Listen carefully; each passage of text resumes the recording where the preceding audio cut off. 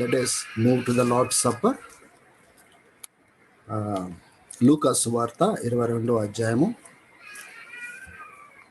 14వ వచనం నుంచి 22వ వచనం వరకు చదువుకుందాం. లూకా సువార్త 22వ అధ్యాయము 14వ వచనం నుంచి 22వ వచనం వరకు ఎవరైనా దయచేసి స్పష్టంగా నిదానంగా చదివి సహాయం చేయండి. ఆ గడియ వచ్చినప్పుడు ఆయనయు ఆయనతో కూడా అయిపోయిన తర్వాత 1 కొరింథీ 11వ అధ్యాయం కూడా 17వ వచనం నుంచి దయచేసి చదివి సహాయం చేయండి. ఆ గడియ వచ్చినప్పుడు ఆయనయు ఆయనతో కూడా అపోస్తలులను పంక్తిని కూర్చుండేది. అప్పుడు ఆయన, నేను శ్రమ పడక మునుపు మీతో కూడా ఈ పస్కాను భుజింపవలెనని మిక్కిలి ఆశపడి తిని, అది దేవుని రాజ్యంలో నెరవేరు వరకు ఇక ఎన్నడూను దాన్ని భుజింపనని మీతో చెప్పుచున్నానని వారితో చెప్పి, ఆయన గిన్నె ఎత్తుకొని కృతజ్ఞతాస్తుతులు చెల్లించి, మీరు దీనిని తీసుకొని మీలో పంచుకొనుడి. ఇక మీదట దేవుని రాజ్యం వచ్చు వరకు నేను ద్రాక్షారసం త్రాగనని మీతో చెప్పుచున్నానని. పిమ్మట ఆయన యొక్క రొట్టె పట్టుకొని కృతజ్ఞతాస్తుతులు చెల్లించి దానిని విరిచి వారికిచ్చి, ఇది మీ కొరకు ఇయ్యబడుచున్న నా శరీరము, నన్ను జ్ఞాపకము చేసుకొనుటకు దీనిని చేయుడని చెప్పాను. ఆ ప్రకారమే భోజనమైన తర్వాత ఆయన గిన్నెయు పట్టుకొని, ఈ గిన్నె మీ కొరకు చిందింపబడుచున్న నా రక్తము వలనైన కొత్త నిబంధన. ఇదిగో నన్ను అప్పగించు వాని చెయ్యి నాతో కూడా ఈ బల్ల మీద ఉన్నది. నిర్ణయింపబడిన ప్రకారము మనుష్య కుమారుడు పోచున్నాడు గాని ఆయన ఎవరి చేత అప్పగింపబడుచున్నాడో ఆ మనుషునికి శ్రమయు అని చెప్పాను. వారు ఈ పనిని చేయబోవు వాడెవడో అని తమలో తాము అనుకొనసాగిరి. చాలు. 1 కొరింథియన్స్ 1 కొరింథీయులకు రాసిన పత్రిక 11వ అధ్యాయము 17వ వచనం నుంచి చదువుకుందాం. మీకు ఈ ఆజ్ఞను ఇచ్చుచు మిమ్మల్ని మెచ్చుకున్నాను. మీరు కూడి వచ్చుట ఎక్కువ కీడుకే గాని ఎక్కువ మేలుకు కాదు. మొదటి సంగతి ఏమనగా, మీరు సంఘమందు కూడి ఉన్నప్పుడు మీలో కక్షలు కలవని వినుచున్నాను. కొంత మట్టుకు ఇది నిజమని నమ్ముచున్నాను. మీలో యోగ్యులైన వారెవరో కనబడినట్లు మీలో భిన్నాభిప్రాయంలో ఉండక తప్పదు. మీరందరూ కూడి వచ్చుచుండగా మీరు ప్రభు రాత్రి భోజనం చేయటం సాధ్యం కాదు. ఏలైనగా మీరు ఆ భోజనం చేయనప్పుడు ఒకనికంటే ఒకడు ముందుగా తన మట్టుకు తాను భోజనం చేయుచున్నాడు. ఇందువలన ఒకడు ఆకలి గురును మరి ఒకడు మత్తుడవను. ఇదేమి, అన్నపానములను పుచ్చుకున్నటకు మీకు ఇండ్లు లేవా? దేవుని సంఘమును తిరస్కరించి పేదలను సిగ్గుపరచుదురా? మీతో ఏమి చెప్పుదును? దీనిని గూర్చి మిమ్మల్ని మెచ్చుదునా? మెచ్చను. నేను మీకు అప్పగించిన దాన్ని ప్రభు వలన పొందితిని. ప్రభు అయిన యేసు తాను అప్పగింపబడిన రాత్రి ఒక రొట్టెను ఎత్తుకొని కృతజ్ఞతాస్తుతులు చెల్లించి దానిని విరిచి, ఇది మీ కొరకైన నా శరీరము, నన్ను జ్ఞాపకం చేసుకున్నట్టుకై దీన్ని చేయడని చెప్పాను. ఆ ప్రకారమే భోజనమైన పెంబట ఆయన పాత్రను ఎత్తుకొని, ఈ పాత్ర నా రక్తములనైన క్రొత్త నిబంధన, మీరు దీనిలోని త్రాగునప్పుడల్లా నన్ను జ్ఞాపకం చేసుకున్నట్టుగా దీన్ని చేయడని చెప్పాను. మీరు ఈ రొట్టెని తిని ఈ పాత్రలోని త్రాగునప్పుడల్లా ప్రభు వచ్చే వరకు ఆయన మరణమును ప్రచురించుదురు. కాబట్టి ఎవడు అయోగ్యంగా ప్రభు యొక్క రొట్టెను తిననో లేక ఆయన పాత్రలోనిది త్రాగునో వాడు ప్రభు యొక్క శరీరమును గూర్చి రక్తమును గూర్చి అపరాధి అగును. కాబట్టి ప్రతి మనుషుడు తన్ను తాను పరీక్షించుకునవలెను. అలాగూ చేసి ఆ రొట్టెను తిని ఆ పాత్రలోనిది త్రాగవలెను. ప్రభు శరీరం అని వివేచింపుగా తిని త్రాగువాడు తనకు శిక్ష విధి కలుగుటకే తిని త్రాగుచున్నాడు.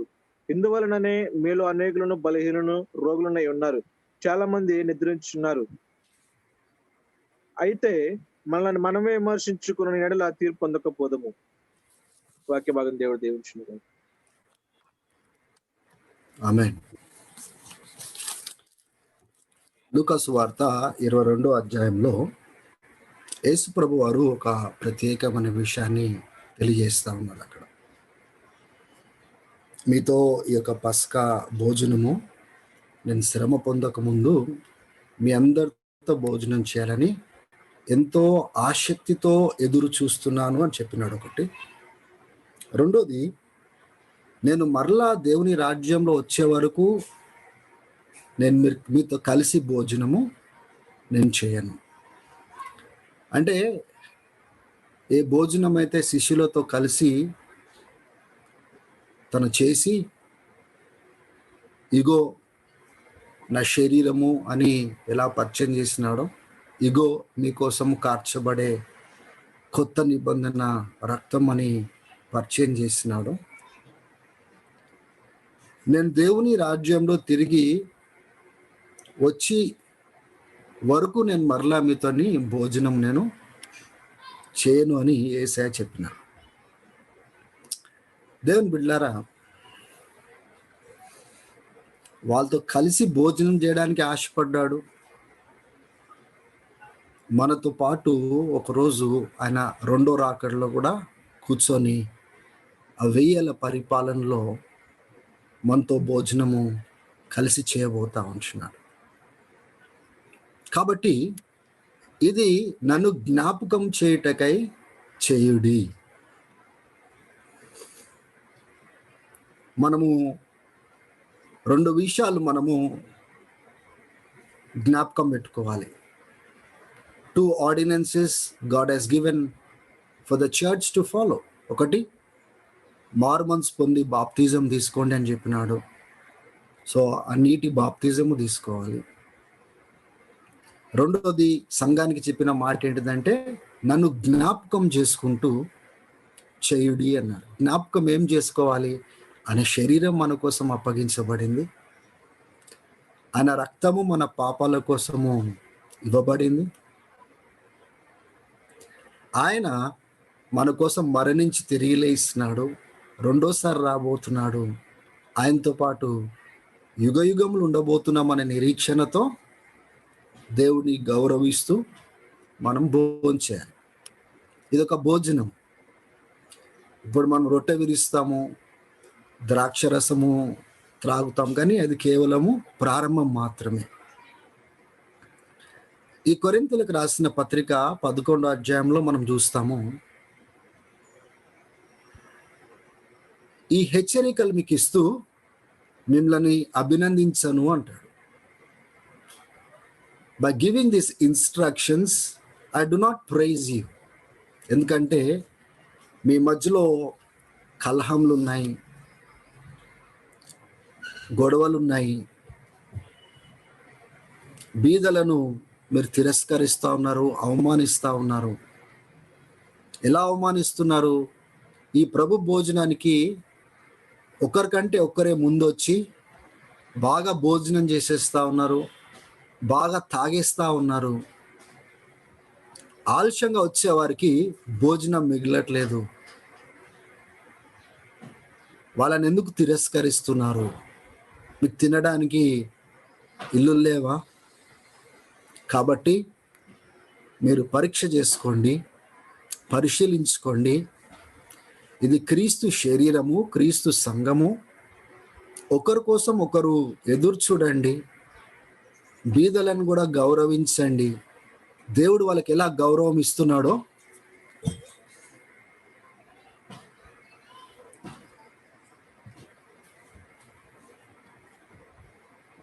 అదే రీతిగా మీరు కూడా గౌరవాన్ని బీదలకు ఇచ్చి కలిసి భోజనం చేయండి, కలిసి జ్ఞాపకం తెచ్చుకోండి. ఇది దేవుని కుటుంబము, దేవుని యొక్క బల్ల. ఇది చాలా గౌరవంతో చేయవలసిన విషయం అని పౌలు కొరింథీయులకు నేర్పిస్తూ చెప్తూ ఉంటున్నాడు. దేవుని బిడ్డలారా, it is Holi unto God. ఇది చాలా లైట్గా తీసేసి ఆలక్ష్యంగా నిర్లక్ష్యంగా చేసేది కాదు. బికాజ్ when Jesus said ఇది చేయండి అని చెప్పినప్పుడు it has some spiritual significance. ఆధ్యాత్మికంగా ఒక ప్రాముఖ్యత కలిగింది అది. మీరు కలిసి భోజనం చేయండి అంటే యేసుప్రభు లేకుండా అయితే ఆ భోజనం కాదు కదా. Now when we partake this Lord supper, we see the spiritual presence of God. దేవుని యొక్క ఆధ్యాత్మికమైన సన్నిధి ఇప్పుడు మన మధ్యలో ఉంది. ఇది ఆయన భోజనం, ఆయన మరణమును మనం జ్ఞాపకం తెచ్చుకుంటున్నాం. ఆయన ఎందుకు చనిపోయినాడో జ్ఞాపకం తెచ్చుకుంటున్నాం, ఎందుకు రక్తం కార్చినాడో జ్ఞాపకం తెలుసుకుంటాం. ఆయన తిరిగి రాబోతున్నాడని జ్ఞాపకం తెచ్చుకుంటూ, ఒక రోజు ఆయనతో పాటు భోజనం చేయబోతున్నామని జ్ఞాపకం తెచ్చుకుంటూ, కలిసి ఒక కుటుంబంగా రొట్టె వీర్చడము, ద్రాక్ష రసంలో పాల్పొందడము చేస్తూ ఉంటున్నాం. ఆ కొరింథీయులకు రాసిన పత్రికలో, సంఘంలో అందు మూలంగానే కొందరు మీలో రోగులుగా ఉన్నారు, వ్యాధిగ్రస్తులుగా ఉన్నారు, కొందరు నిద్రించినారంటే చనిపోయినారు. అంటే దేవునికి ఇష్టంగా వాళ్ళు బ్రతకలేదు, సంఘంలో సరిగా వాళ్ళు క్రమంగా నడవలేదు. అందు నిమిత్తము అని పౌలు ఎందుకు అంటున్నాడు? ఎందు నిమిత్తము? పై సందర్భం మనం చూసుకున్నట్లయితే, వీరు దేవుని యొక్క శరీరాన్ని అవమానపరుస్తున్నారు. వాళ్ళు ప్రభు బలను దేవుడు గౌరవించే రీతిగా గౌరవించట్లేదు, అమర్యాదగా ప్రవర్తిస్తున్నారు. అందుకోసమే వాళ్ళలో కొందరు రోగులుగా ఉన్నారు, వ్యాధిగ్రస్తులుగా అయినారు, కొందరు నిద్రించినారు. I want you all to seriously think about it. అది ఎంత సీరియస్గా ఉంటే దేవుడు వాళ్ళ జీవితాల్లో రోగాన్ని అనుమతిస్తాడు, వ్యాధిని అనుమతిస్తాడు. కొందరు చనిపోయినారు కూడా. అది పరిశుద్ధమైంది, దేవుని దృష్టిలో అది చాలా తీవ్రమైంది. It's a serious thing. దేవుడిని మనం గౌరవించాలి, దేవుని బిడ్డలను మనం గౌరవించాలి, కలిసి దేవుని మహిమ పరిచే రీతిగా దాన్ని మనం చేయాలి. అందుకోసమే పౌలు చివరికి ఏమంటాడంటే, కాబట్టి సహోదరులారా, ఒకరి కోసం ఒకరు వేచి ఉండండి. ఒకవేళ తినాలనిపించుకుంటే మీ ఇళ్ళల్లో మంచిగా భోజనాలు చేసుకొని తినండి.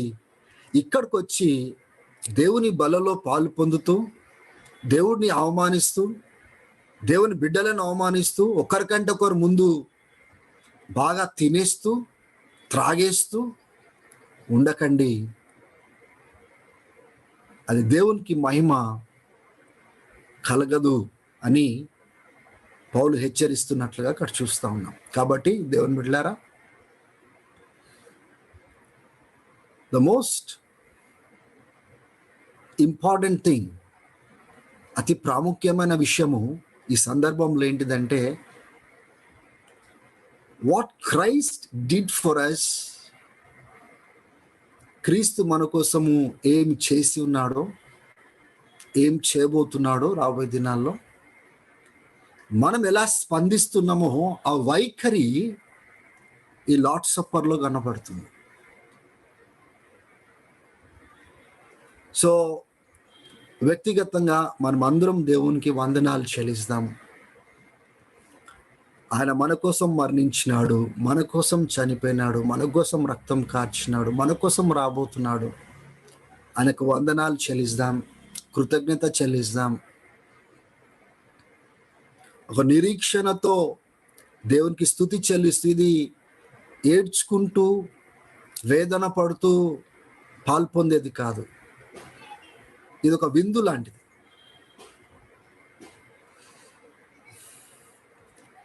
కొందరు పాపాలు కరెక్ట్ ప్రభు బల్ల ముందే ఒప్పుకుంటారు.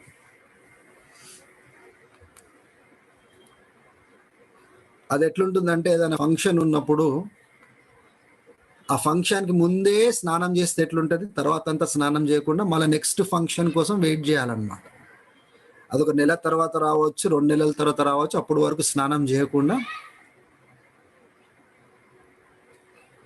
ఫంక్షన్ రాగానే ఆ ముందు రోజు స్నానం చేయాలన్నమాట, లేకపోతే ఆ రోజు స్నానం చేయాలి. మన పాపపు జీవితము, మన అతిక్రమంలో ప్రభు బల్ల వరకు ఎదురు చూడవలసిన అవసరం లేదు.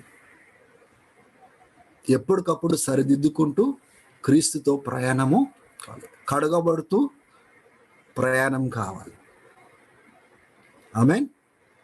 ఒకవేళ ఈ వారంలో ఏమైనా సమాధాన పడేది ఉంటే దేవునితో సమాధాన పడాలి. దేవుని బిడ్డల విషయంలో సమాధాన పడాలనుకుంటే దేవుని బిడ్డలతో సమాధాన పడాలి. సరిగున్నామా లేదా పరీక్షించుకోవాలి. దేవుని గౌరవించేటట్టుగా ప్రభు బలలో మనము పాల్పొందాలి. ఆమేన్. వీటన్నిటి ద్వారా దేవునికి మహిమ రావాలి, దేవునికి ఘనత రావాలి, దేవుడు ఆనందించి ఆశీర్వదించాల. ఇప్పుడు ఆపోజిట్ మీరు గమనించండి, కొరింథీ సంఘంలో దేవుడు వాళ్ళని ఆశీర్వదిస్తున్నాడా లేకపోతే కరెక్ట్ చేస్తున్నాడా? రోగములు పంపించి, వ్యాధి పంపించి, కొందరు నిద్రించినారంటే చనిపోయినారు. Was it a blessing of God? దేవుడు ఒక ఆశీర్వాదకరంగా అది చేస్తున్నాడు అక్కడ? లేదు. చాలా డిసప్పాయింటెడ్గా వాళ్ళని సరిదిద్దడానికి, వాళ్ళ బ్రతుకులు ఇంకా నాశనం కావద్దని, ఇంకా సంఘం ఇంకా చెడిపోద్దని క్రమశిక్షణతో కూడిన ఒక చర్య అక్కడ కనబడుతున్నది కదా. But when God is pleased by us, దేవుడు మనం పాల్పొందుతున్న విధానము, దేవుడిని గౌరవించే విధానము, మన తోటి వారిని గౌరవించే విధానము ఆయన చూసి, will he not bless his church? ఆయన సంఘాన్ని ఆశీర్వదించాడా, దీవించాడా? ఆయన స్పిరిచువల్ ప్రెజెన్స్ మనతో ఉన్నది అనే సంగతి మనం మర్చిపోకుండా మనమందరము ఈ యొక్క ప్రభు బలలో మనము పాలు పొందుదాము. Learn to honour God. దేవుని గౌరవించడం నేర్చుకుందాం.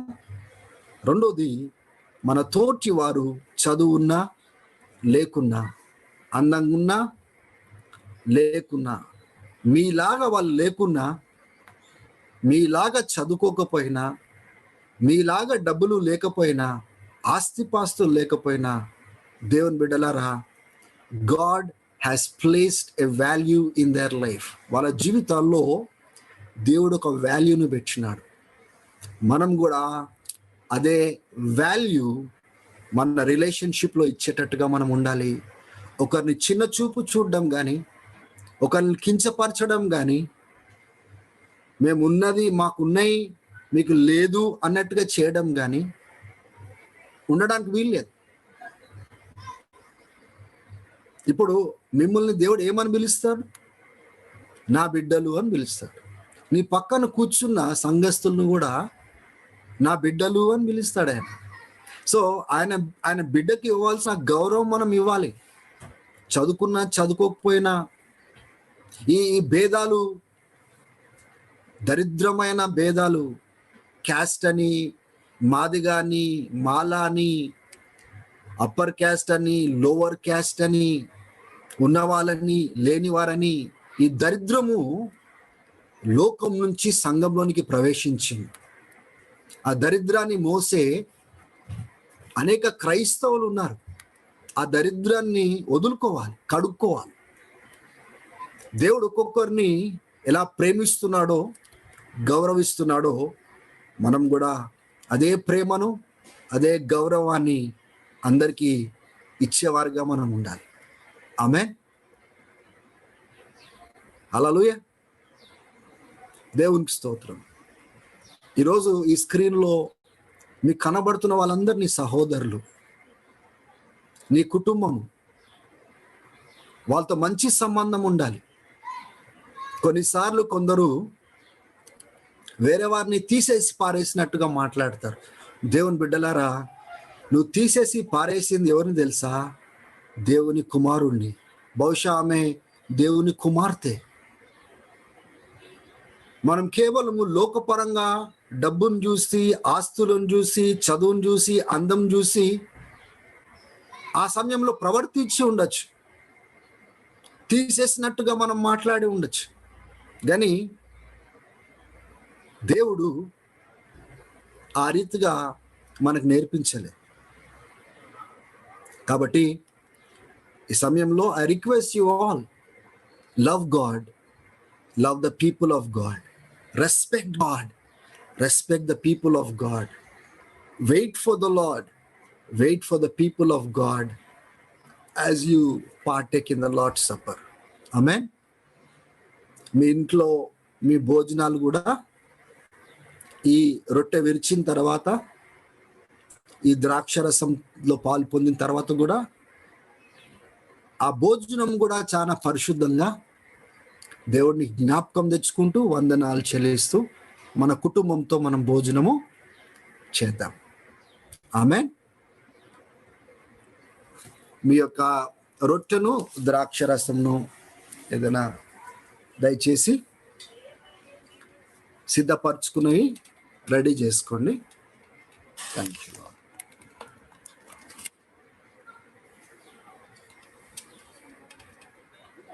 ప్రార్థన చేసుకొని దీంట్లో మనం పాలు పొందుదాం. సంతోషంగా లూకా సువార్త 22వ అధ్యాయంలో ఏముంది? నేను మరలా ఆ తండ్రి మహిమలో వచ్చిన తర్వాతనే మీతో కలిసి ఆయన రాజ్యంలో భోజనం చేస్తాను అన్నాడు. దేవుని బిడ్డలారా, ఆయన త్వరగా రావాలి. మనం ఆయనతో కలిసి ఈసారి ఇప్పుడు కనబడట్లేదు కానీ ఆయన సన్నిధి మన చుట్టూ ఉంది, దూతలు మన చుట్టూ ఉన్నారు. కానీ అప్పుడు ఆయనని ఆ యొక్క 12 మంది శిష్యులు పునరుద్ధానమైన తర్వాత ఎలా చూసినారో, తాకినారో, ఆయన ఎలా నడిచినాడో ఆ రీతిగా యేసయ్యను మనం చూడబోతున్నాము. హల్లెలూయా. కొన్నిసార్లు నాకు అనిపిస్తుంది, అయ్యో దేవుడు ఆ గొప్ప ఆధిక్యత శిష్యులకు మాత్రమే ఇచ్చినాడా? వాళ్ళే చూసినారా, వాళ్ళే తాకినారా, వాళ్ళే నడిచినారా? అయితే మాకు అటువంటి ధన్యత లేదా అనే ఆలోచన వచ్చినప్పుడు దేవుడు అంటున్నాడు, లేలే, నీకు 1000 సంవత్సరాలు నువ్వు నాతో పాటు ఫస్ట్ అట్లా నువ్వు నడవాల్సిందే. హల్లెలూయా. దేవునికి స్తోత్రం. పోన్లే, ఆ 3.5 సంవత్సరాలు నడవకపోయినా పర్వాలేదు, కానీ 1000 సంవత్సరాలు ఆయనతో పాటు ఆ సజీవుడు, పునరుద్ధానుడు, మహిమ శరీరంతో లేపబడిన యేసయ్యతో మనం కదలబోతున్నాము. Amen. Hallelujah. Praise the Lord. సరే, మన యొక్క గిన్నెనెత్తి ప్రార్థన చేసుకుందాం.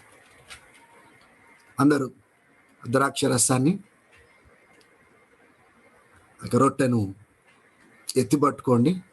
డిస్ట్రాక్ట్ కాకండి, పిల్లలను వదిలేసేయండి, ప్రార్థన పైన దృష్టిని పెట్టండి. Thank you Jesus. ప్రార్థన చేసుకుందాం. పరలోకపు తండ్రి, ఈ యొక్క రొట్టెను ద్రాక్షరసాన్ని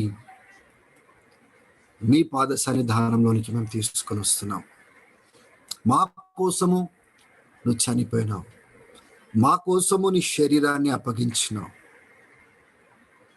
కొరరాలతో కొట్టబడ్డావు, వీపు చీల్చబడింది, బల్లెంతో పొడవబడ్డావు, ముళ్ళ కిరీటం పెట్టబడింది, ముఖం పైన ఉమ్ము వేపించుకున్నావు, భయంకరంగా మేకులతో హింసించినారు, మేకులు కొట్టి నేను హ్యాంగ్ చేసినారు ప్రభు, వేలాడదీసినారు. అది నా కోసం చేసినందుకు వందనాలు, మా కోసం చేసినందుకు వందనాలు. నీ సొంత రక్తము చేత కొత్త నిబంధన చేయుటకై ఆ కల్వరి శిలువలను కార్చిన ప్రతి బొట్టు రక్తం బట్టి నీకు వందనాలు. మమ్మల్ని కడిగి విమోచించి పరిశుద్ధపరిచి దేవా నీ సొత్తుగా చేసుకున్నందుకు వందనాలు, నీ కుటుంబంగా చేసుకున్నందుకు వందనాలు. మా అందరిలో ఆ ప్రేమ ఆప్యాయతలు దయచేయండి. ఆ కొరింథీ సంఘంలో ఏ రీతిగా ప్రేమ ఆప్యాయతలు లేవో, భేదాలు, కలహములు సంఘస్థుల మధ్యలో ఉన్నాయో అటువంటి ఏవి కూడా సంఘంలో ఉండడానికి వీల్లేదు ప్రభువా. అందరిలో ఆ ప్రేమ ఆప్యాయతను పుట్టించమని, ఒకరినొకరు ప్రేమించి క్షమించుకొని చేరదీసి భేదాలు చూపించకుండా నువ్వు గౌరవించే రీతిగా నీ బిడ్డలను ఎలా గౌరవించమని నువ్వు చెప్తున్నావో వారు కూడా నీ బిడ్డలు కనుక గౌరవిస్తూ మేము బ్రతికే కృపను మాకు దయచేయమని, కార్చిన రక్తమును ద్రాక్షరసం బట్టి నీకు వందనాలు. సాదృశ్యంగా మేము తీసుకుంటుండగా ఇక రొట్టెను కూడా సాదృశ్యంగా నీ శరీరంను జ్ఞాపకం తెచ్చుకొని చేస్తుండగా మీరు ఆశీర్వదించమని, దీవించమని, సంఘాన్ని ఇంకా నీకు దగ్గరగా చేర్చుకోవాల్సిందిగా యేసు నామములో అడిగి వేడుకుంటున్నాము తండ్రి.